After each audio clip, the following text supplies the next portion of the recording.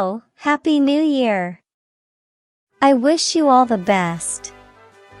I wish you to find out the kingdom of God every day, more and more. It's me again for my Thursday video. My name is Gabrielle Mbala, and I am the representative of the Mamlakak Broadcast Network in Central Africa and here in Cameroon. MBNK News TV is definitely growing in popularity for the cause of the kingdom. For this revelation, I will expose to you most of the mysteries of the hidden kingdom in chapter 5 of the book Job. And as always since the beginning of this series, the lesson of the day will be both a reading and a royal interpretation of this chapter. We recently finished chapter 3, and from the beginning we discover things that religion will never accept or reveal to you. I remind you again, the truth is not the priority of religion. The interior of this book is truly bulging with innumerable keys to the mysteries of the kingdom of heaven.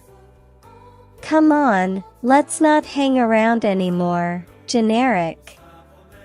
The text begins with a rather bizarre speech by one of Job's friends. This is Eliphaz of the Man.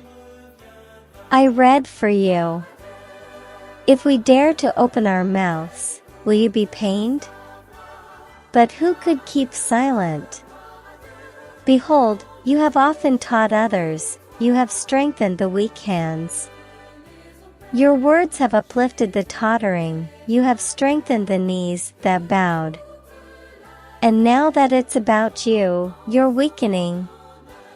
Now that you are affected, you are troubled. Is not your fear of God your support? Your hope, is it not your integrity? Search in your memory, who is the innocent who perished?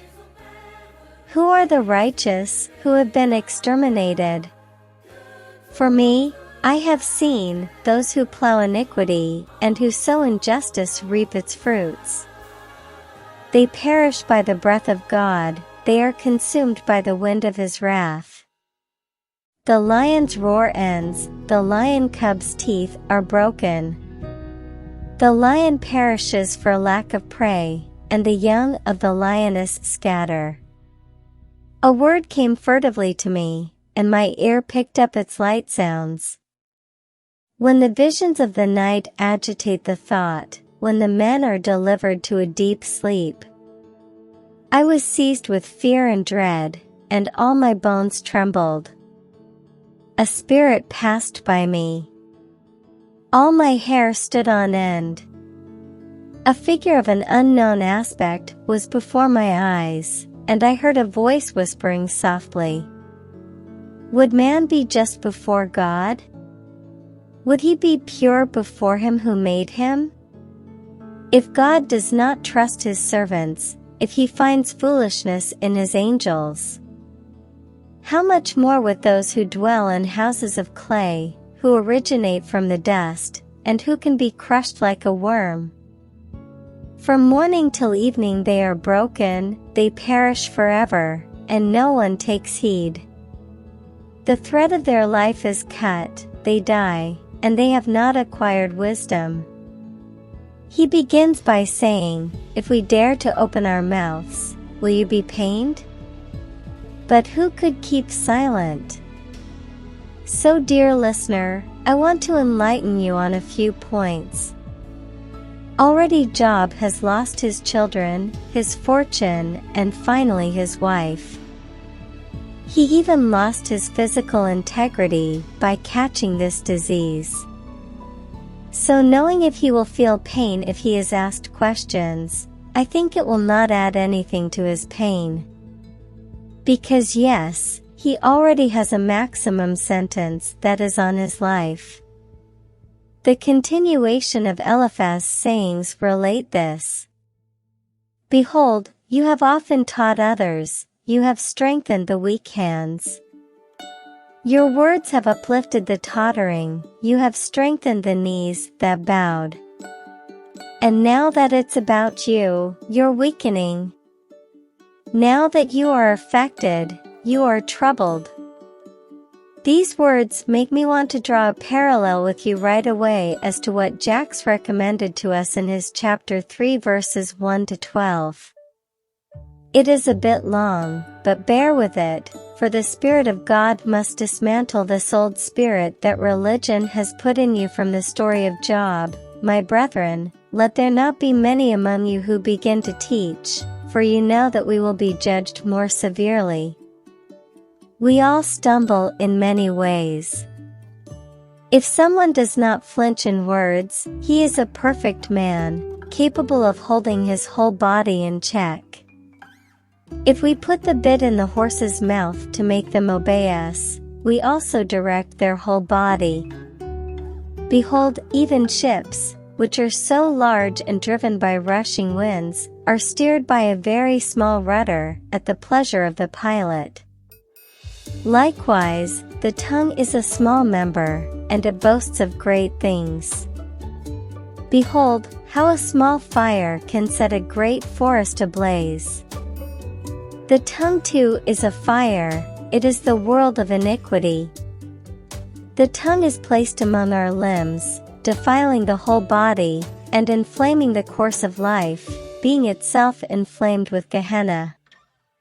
All species of beasts and birds, reptiles and sea animals, are tamed and have been tamed by human nature, but the tongue no man can tame. It is an evil that cannot be repressed, it is full of deadly venom. By it we bless the Lord our Father, and by it we curse men made in the image of God. From the same mouth come the blessing and the curse. It must not be so, my brothers. Does the spring cause sweet water and bitter water to flow out of the same opening? Can a fig tree, my brethren, produce olives, or a vine figs? Neither can salt water produce fresh water. What does it mean to teach? It simply means to shed light on any subject in order to move the human from one state to another through the discovery of new knowledge. The teaching is based on knowledge which itself is based on the wisdom obtained from the observation and fear of the phenomena linked to the existence of God.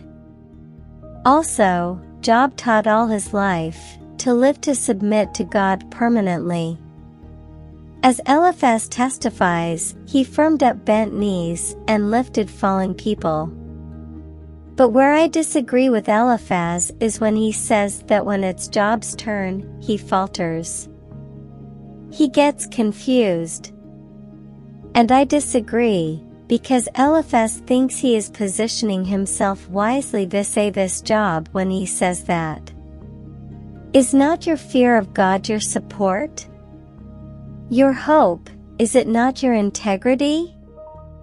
Search in your memory, who is the innocent who perished? Who are the righteous who have been exterminated? But dear listeners, I resent Eliphaz on this statement. Who says that keeping quiet when you're in trouble is synonymous with not believing that God is your support? Who says that keeping silent when in distress is synonymous with not having hope in God, with not preserving our integrity? I encourage you not to speak quickly to say anything when something bad happens to you.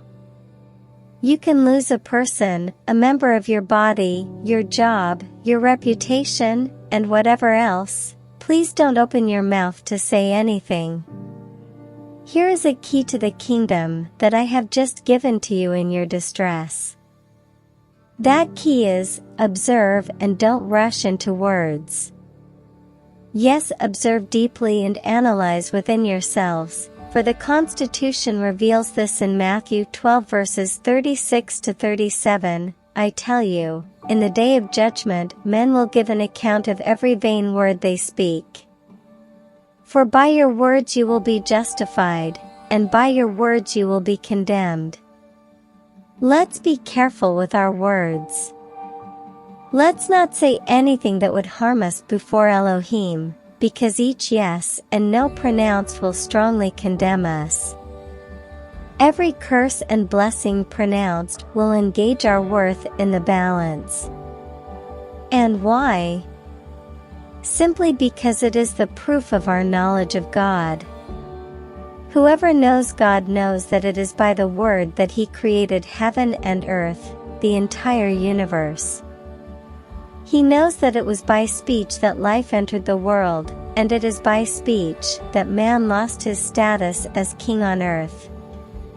So the word of the one who believes in God is hard-tested. That's why Job keeps silent and does his best not to say nonsense.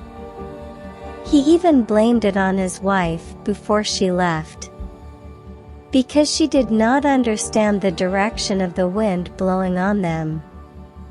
Eliphaz goes on to say that, "For me I have seen, those who plow iniquity and sow unrighteousness reap its fruit."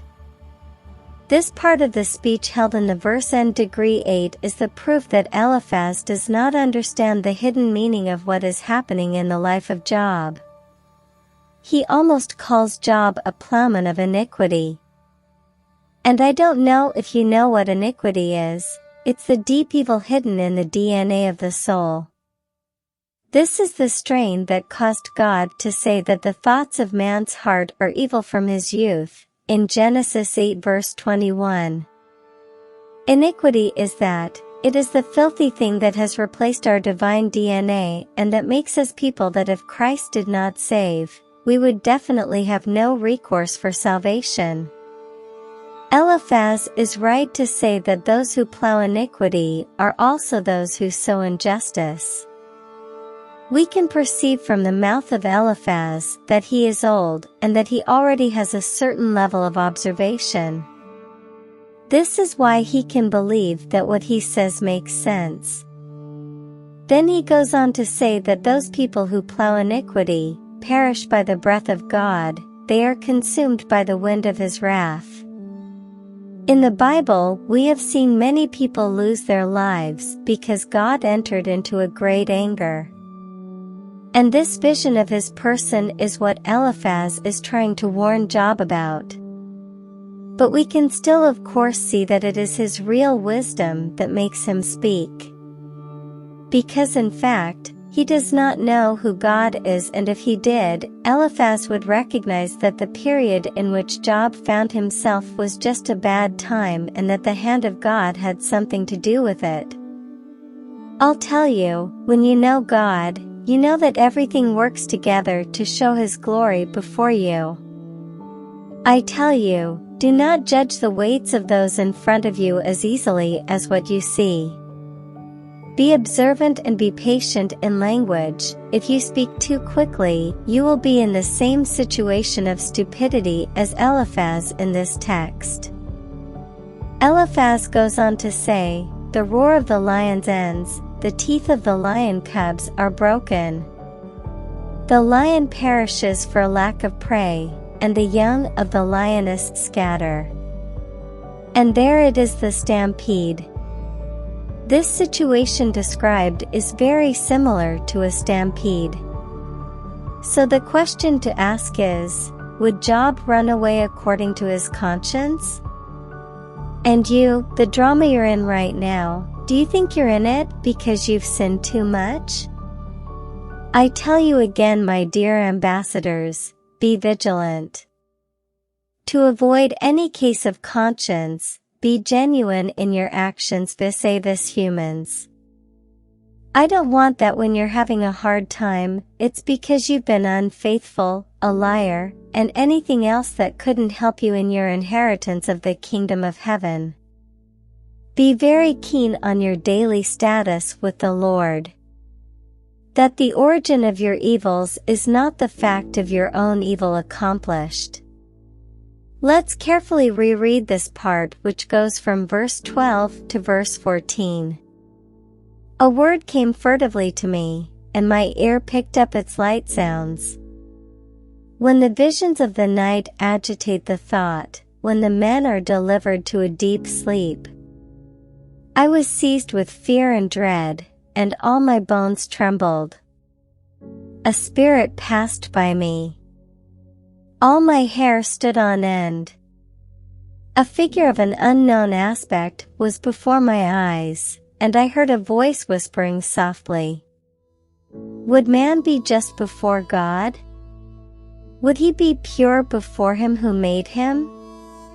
When I read this word of Eliphaz, I immediately thought of this last one from Powell who says DZND Romans 3 in verses 10 to 19 that there is no righteous, not even one, no one is intelligent, no one seeks God, all are astray, all are perverted, there is none who do good, not even one, their throat is an open sepulchre, they use their tongues to deceive, they have asp poison under their lips, their mouth is full of curse and bitterness, they are light-footed to shed blood, destruction and misfortune are on their way, they do not know the way to peace. The fear of God is not before their eyes. Now, we know that whatever the law says, it says to those under the law, that every mouth might be shut, and everyone might be found guilty before God. For no one will be justified before him by the works of the law, since it is by the law that the knowledge of sin comes. So you see what I was telling you above. It's very lively. Eliphaz insidiously suspects Job of being such a person. This person unable to position himself clearly and to be able to be honest before God. A liar, a living dead, a fake person. But Eliphaz will give the impression that God does not trust us, or at least that he is unable to. Eliphaz seems to forget the story of Noah, Abraham, Isaac, and Jacob. To be a righteous man has nothing to do with blamelessness of action, but blamelessness of heart. So that's iniquity. If you do not understand that iniquity sits in the heart of man, you will think like Eliphaz. And you will be like those people in this world who think the Bible contradicts itself and acts as if God is incapable of any true grace and mercy. But I will give you one last detail, my dear fellow citizens. Noah was found righteous. Nothing prevented another man from not finding another righteous. God did not have a particular and arbitrary taste in choosing or seeing only Noah alone as a righteous person in his time. Cast out iniquity from your heart. It is important. The Roman text is a compass to tell us how Job is. Why it is nothing of what Eliphaz demonstrates there. Look closely, Job was already doing good, in terms of actions, and even if he could sin he offered sacrifices, in his time which was the norm of the time to purify himself and cover himself before God. But today, to purify and cover ourselves before God, we have the Lord Jesus Christ. He is the one who gives us the kingdom, he gives us the kingdom, our inheritance. He is the one by whom we are saved. Eliphaz ends his talk by saying, if God does not trust his servants, if he finds foolishness in his angels, how much more with those who dwell in houses of clay, who originate from the dust, and who can be crushed like a worm? From morning till evening they are broken, they perish forever, and no one takes heed. The thread of their life is cut, they die, and they have not acquired wisdom. Here is my response to Eliphaz, and it is for you. Yes, God found madness in his angels. But he is a confident God. He still has servants in heaven to do his will in the universe. He has a remnant. And even among us his famous clay creatures drawn from the ground, there is a remnant of those who trust him and believe in him. To believe in him simply means to know that he is God, that he made the heavens and the earth. That he created man in his image, according to a goal, a plan, a specific purpose. And yes, Eliphaz, we don't know if you finally understood it, but let me tell you, that even if the human can be crushed like a worm, God continues to allow the birth of humans from your time until to ours, just because he knows that from generation to generation many will rise up until the end of time. They will speak for the truth, and that truth will move closer and closer to the kingdom truth. And men will know this Riyami and the end to come. And when man perishes, he does not perish forever. He perishes after his heart. Eliphaz, have you not known the incredible life of Abel the just, that of Enoch, that of Moses, that of Abraham, that of Isaac and Jacob?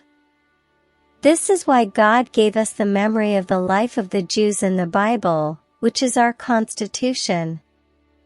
To remember that such results have been achieved through the knowledge of God. God takes heed to the death of his sons, and this is how those who do not want to follow him and do not want to know him are seen by Paul in his letter to Timothy, chapter 1, verses 8 to 11. We are aware that the law is good, provided it is used lawfully, knowing well that the law is not made for the just, but for the wicked and the rebellious, the impious and the sinners, the irreligious and the profane, the parricides, murderers, whoremongers, the infamous, thieves of men, liars, perjurers, and everything that is contrary to sound doctrine. And you, don't be like Eliphaz, don't let your heart fester in the face of adversity. If you know you're in trouble through your own fault, it's not too late. Be ready to humble yourselves before God as this person who made us, and who is our Father will pour out his compassion on us. It has never changed and will never change. From here, I wish you to live tests to the height of your faith so that it will be strengthened and tested by fire to justify yourselves daily before Elohim, our God. See us at the top, where the eagles fly and have their abode.